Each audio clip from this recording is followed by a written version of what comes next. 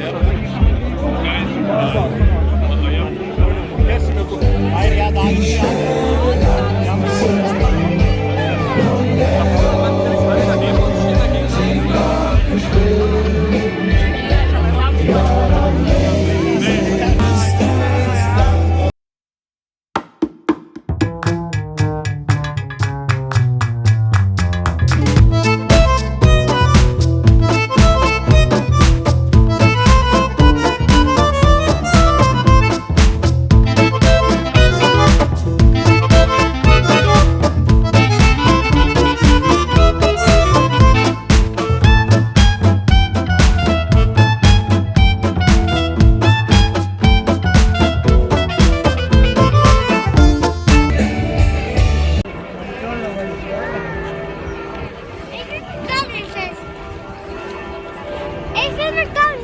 Hallo.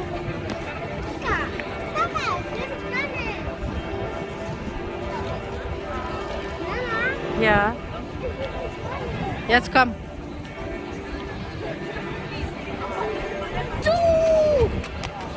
Du hast ja gesagt, Jolle.